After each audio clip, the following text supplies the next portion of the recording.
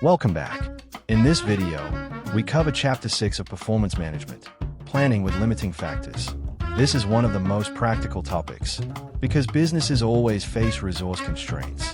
By the end of this video, you will know exactly how to approach these problems in the exam. Why this chapter matters. Every business has limited resources, such as labor hours, machine time, raw materials, or even finance. Managers must plan how to make the best use of these constraints to maximize contribution. This chapter is linked to earlier topics like cost-volume profit analysis, throughput accounting, and later to relevant costing. Examiners like this area because it tests your ability to apply logic and structure under pressure. One limiting factor, the 5 steps. If there is only one limiting factor, we solve it using key factor analysis. Step 1. Identify the scarce resource. Step 2. Calculate contribution per unit for each product. Step 3.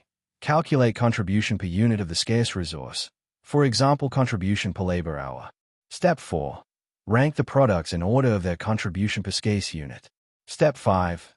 Allocate the scarce resource following this ranking, and calculate the maximum total contribution. Ranking example. Here's a simple example. We have 3 products. If we look at contribution per unit, product B seems the best. But when we take into account labor hours, product B still performs best, followed by A and then C.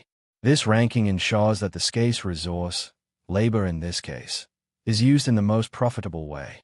Exam tip. Always show your ranking table clearly. And if the question includes minimum production requirements, make sure you respect those before ranking the rest. Linear programming overview. Sometimes there is more than one limiting factor. For example, both labor hours and machine time may be restricted. In that case, key factor analysis is not enough, and we need linear programming. Linear programming allows us to find the optimal product mix when there are 2 or more constraints. In the exam, questions are limited to 2 variables, which means you can solve them graphically. Linear programming steps. The steps are straightforward.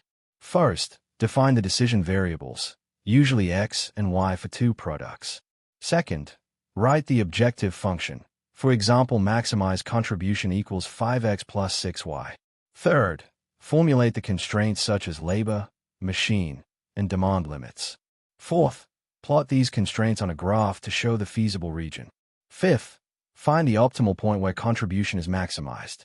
And finally, answer the question by calculating the maximum contribution or profit. Feasible region graph. Here is what the graph looks like. The blue line represents the labor constraint, and the green line represents the machine constraint. The shaded gray area is the feasible region. This is where all constraints are satisfied. The optimal solution is usually at the corner point where 2 constraints intersect. In this example, the optimum is at 40 units of product X and 20 units of product Y. That is the combination that maximizes contribution. Slack. Slack is a very important concept. Slack means unused capacity of a resource. If a resource is fully used up in the optimal solution, it is called a critical constraint and it has 0 slack. If a resource is not fully used, then it has slack and is not limiting the solution. In exams, always check if a constraint has slack, because this determines whether its shadow price is 0 or not. Shadow prices. Shadow prices, also known as dual prices, show how much extra contribution could be earned if you had 1 more unit of a scarce resource. If a resource is critical, its shadow price will be positive. If a resource has slack, its shadow price will be 0, because having more of it does not improve the solution. Shadow prices are important because they tell managers the maximum premium they should be willing to pay for extra resources, such as overtime labor or rented machine time. Shadow price illustration. Here is an illustration. Originally, the labor constraint was binding at 100 hours, giving an optimum of 40 units of X and 20 units of Y with a total contribution of 320. When the labor constraint is relaxed to 120 hours, the feasible region expands, and the new optimal point shifts to 53 units of X and 13 units of Y.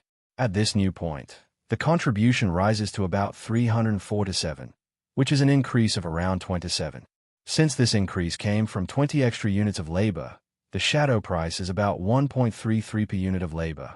This tells managers the maximum premium they should be willing to pay for 1 more unit of that resource. Assumptions and discussion. It is important to remember the assumptions in limiting factor analysis. Contribution per unit is assumed constant.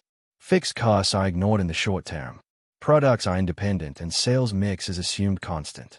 The objective is only to maximize contribution. These assumptions make the technique simple, but they also limit its accuracy in the real world. Examiners like you to discuss these aspects in written parts of the exam. Exam takeaways. To recap, use key factor analysis when there is one limiting factor. Use linear programming when there are two or more limiting factors. Always check for slack and calculate shadow prices for critical resources. And finally, state the assumptions and limitations in your exam answers to earn professional marks. Mastering this topic will give you confidence in exam scenarios that test resource allocation. If this video helped you, give it a like and share it with other ACCA students. Our goal is to give you maximum value in the least amount of time. Make sure you subscribe and turn on the bell so you do not miss the next chapter. I'll see you there.